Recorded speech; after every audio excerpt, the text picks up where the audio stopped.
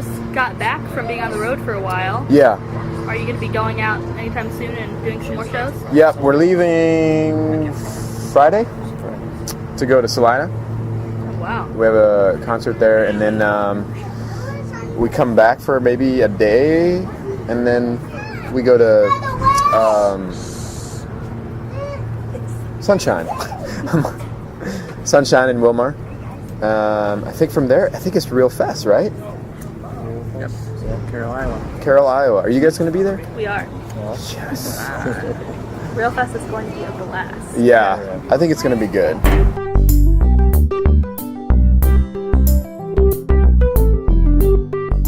What's your favorite part of being on the road?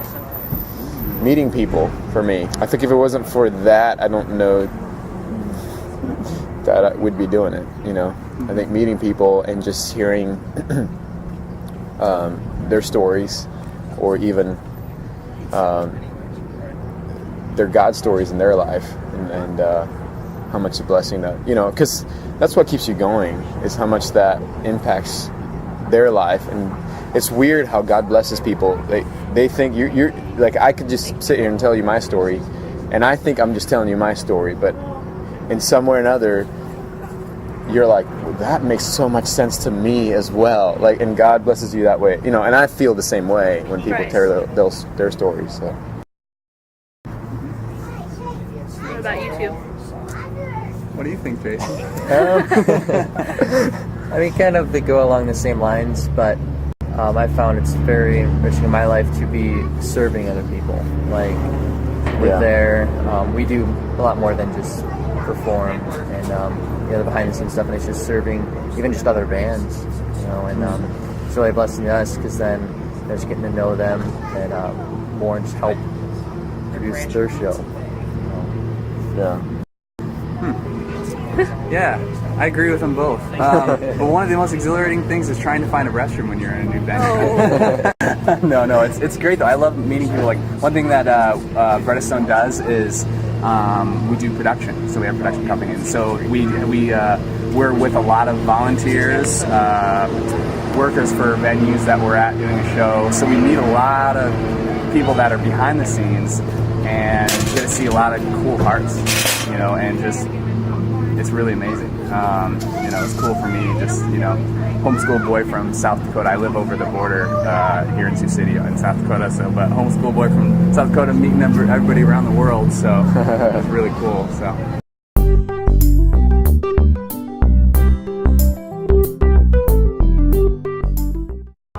Ooh. Do I claim that one? I mean, yeah. I mean, he sleeps talk. Yes. So does that count as crazy? Yes, and I Wait, sleep no, under sleep talks. Yeah, I do sleep talk.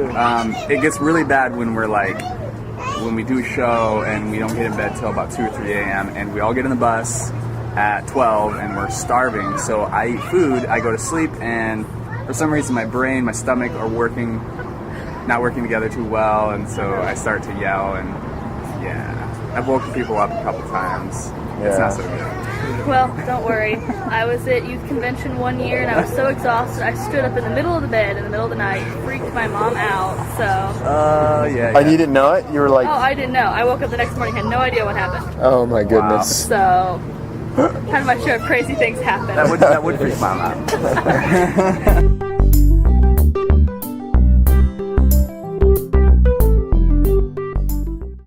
I don't think it's the band members. I think it's the crew guys. Crew guys, man. Yeah.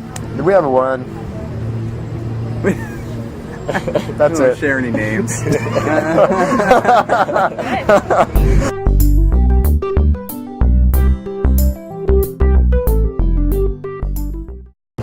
Ben's a pretty... I mean, Bill's pretty good about, like... Ben's a pretty, like, neat freak. So, like, he likes to...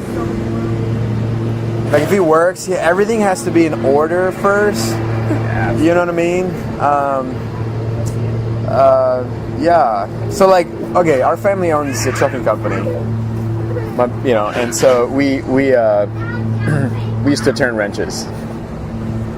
And when we were younger, I used to get so mad because he would put away my tools. I'm like, I'm still working.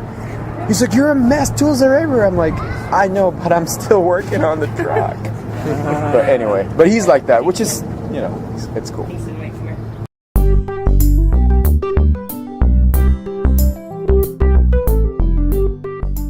And your music that you write, do you write it all yourselves? Yeah. Ben's mainly the writer in the group. Actually, that's what he's doing right now. He's writing a piece for a new set for the summer. It's going to be cool. I can't tell you guys what it is. You're just going to have to see the show. Secret. Locked away, chained up. And so, yeah, he does write a lot of it. And sometimes we do write together. Sometimes, like, he'll present it to us and be like, what do you think? And we'll be like, I don't like this or that. And the musical part of it, we'll put our 2 cents, but as far as like the lyrics and stuff, it would be him and someone else that he writes his, because none of us are really good lyricists. Is that the right word? Lyricist? Yeah. I forgot how to speak right words. Yesterday's gone, I'm moving on.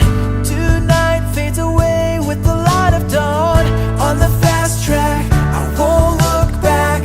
Can't waste another day.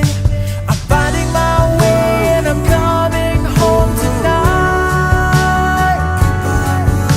It's been a long way, but I never felt so alive. So goodbye, world, goodbye.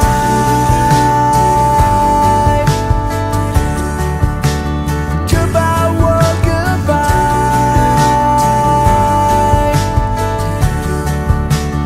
Goodbye, world, goodbye.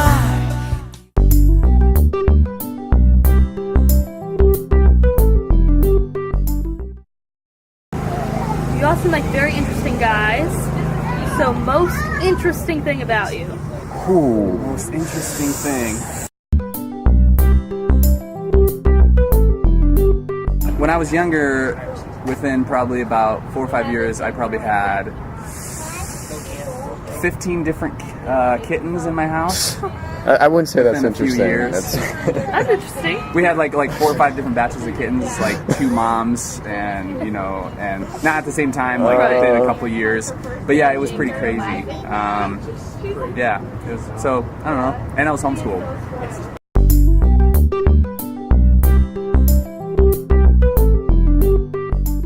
I don't know if this is interesting or not, but I was born in Indonesia. That's interesting. For Indonesian people, that's not interesting, but for Americans, that's interesting. Well, it's halfway around the world. So that's And so I grew. My brother and I grew up like maybe 9.5 years or so of our life there. But he was born here in Sioux City. That's interesting. that's very interesting.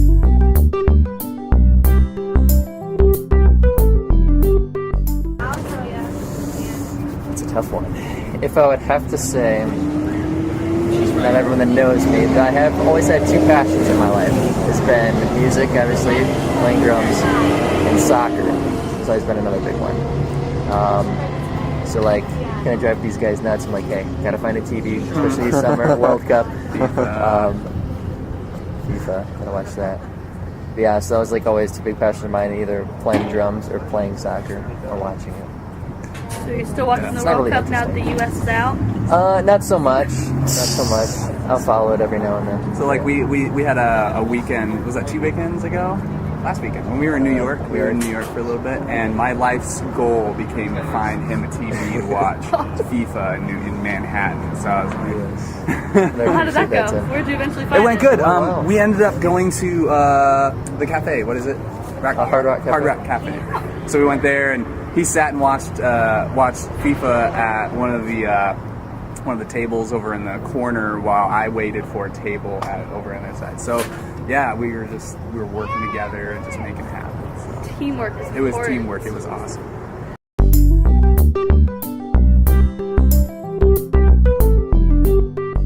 A lot of it when I was really small. I've been to Hong Kong, but I can't remember. But like Europe, Germany, Netherlands, France. Yeah, I think that's the most interesting thing about our family is we like food so much, and everywhere we go, it's like, try the new food, try this, try that, you know. So we tend to. Our vacation is eating. Well, what's the best food you've had? Like, where did you get it from? That's not fair. That's a lot of good That's a lot of good food. Top 3. Top 3. Here we go. You know, I would say this. One that really surprised me when we went to Paris. We've had France food here in the U.S. and I thought, man, this is terrible. I don't like it. Well, went there and had, I think one of them was like this duck dish. It was amazing. I mean, we were gonna eat there, and my dad and I had this like, it's gonna be terrible. It's gonna be terrible, you know. And my mom and my wife were like, let's just try it, you know. And so we go there, and it was like the most amazing thing ever. Like duck dish. My dad's like, we'll take one more of that, you know. So I think Italian food too. Like if it's done right, blows me away, you know. I should never forget this, but when I first went to Indonesia, I've been there 4 times with these guys. When I first went, I was given a tour around a big city in Indonesia on a motorcycle. Oh. Just me and a guy named Paulus, a guy who lived in Indonesia. I called him Paul, but Paulus is Indonesia. And he drove me around. He's actually a tourist in that city. A tour guide. A tour guide. Sorry, tourist. Wow. Sorry, tour guide in that city for tourists. And so, you know, I was with these guys, and he was a friend of theirs, and so he said, hey, I'll show you around. So he shows me around all day. We were just riding around on a motorcycle. So he pulls me over to this little, in Indonesia and most other countries, they'll have little kiosks everywhere, food you can get on the streets. In Indonesia, they're all over the place. And so he pulls me over to this one, it's like a little tent, and I get off the bike, and he says, we're going to eat cobra. And I'm like, this is oh wow, there goes my phone. I'm sorry. No problem. I should have put that on vibrate. Come on, Tim. Let's be professional. No.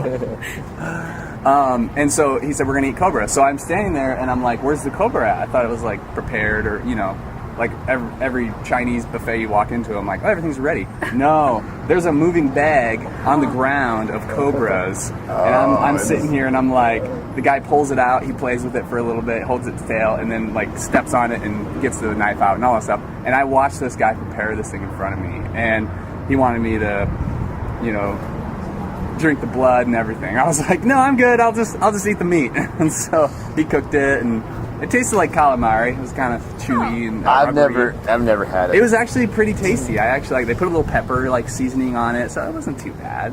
But after watching, I actually have a video of it on my computer. I've shown it to many people, and many people have been very scarred from it. But I'm pretty good. I'm doing pretty good. So. Oh man.